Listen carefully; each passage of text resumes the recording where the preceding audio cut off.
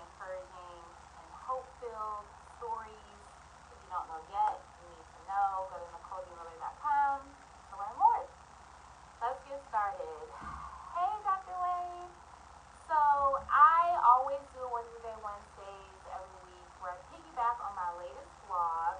The blog post from this week is Something Like Fairy, and that was basically a synopsis of my week-long trip in New York, guys. If you did not catch any of the video footage, reels, stories, all the things, I got to go to New York last week, and I did it as my last-ditch effort to get market research for the novel.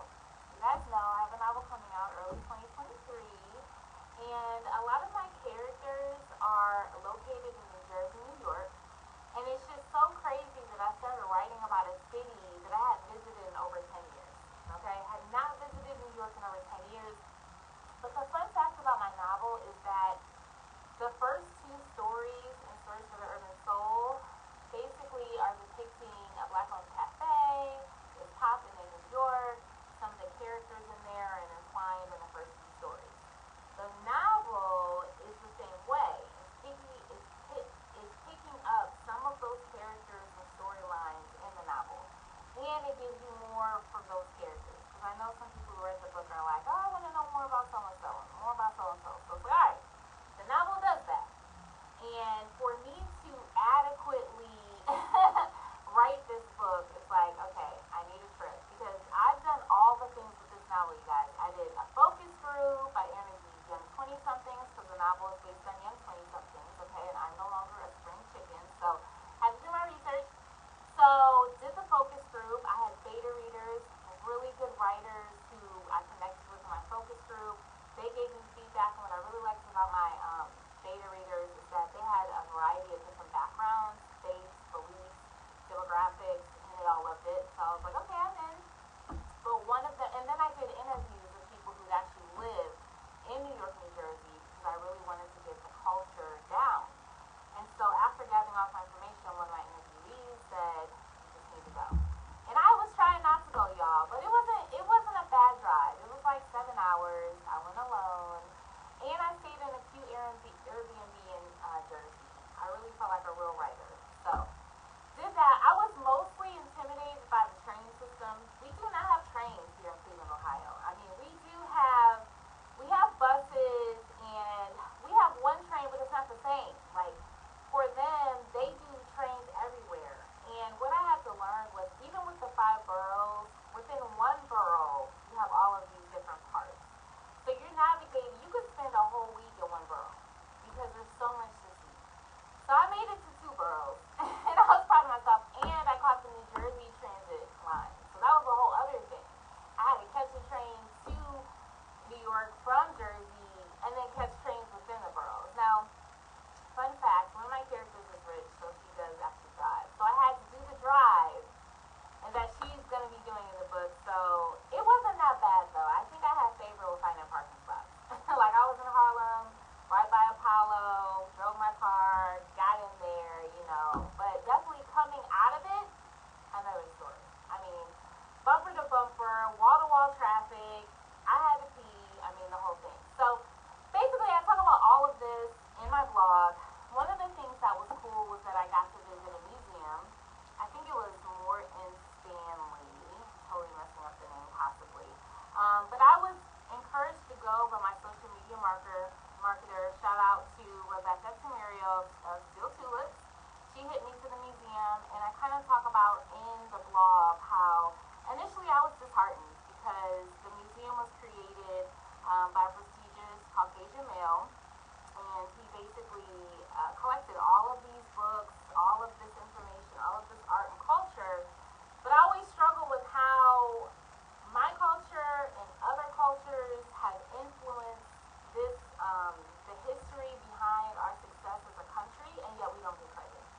So I was grieved, kind of like, experiencing that. However, I did come across a very prominent Black librarian. Her name was Bella DaCosta Green. So the name of the library is the Morgan Library and Museum. Sorry for butchering that earlier, but it's the Morgan Library and Museum.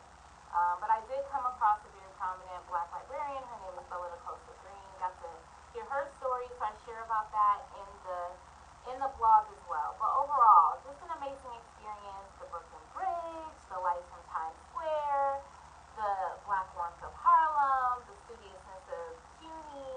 You know, it's just like all the things that you hear about, being on the top of the Empire State Building, you know, doing all those things. I had to like jam pack it because you think a week is long enough, but literally like day 2 I was exhausted. And the other thing is I got to meet with my really amazing editor, Gwen, on Instagram. She's Gwen the Coach, you guys, and she did the best manuscript critique of my novel. She got me all the way together because I know how to write stories, short stories, nonfiction, all the things, but a novel, there's so much more structure involved. Clearly needed to structure the manuscript critique. Thank you, Gwen. So shout out to her.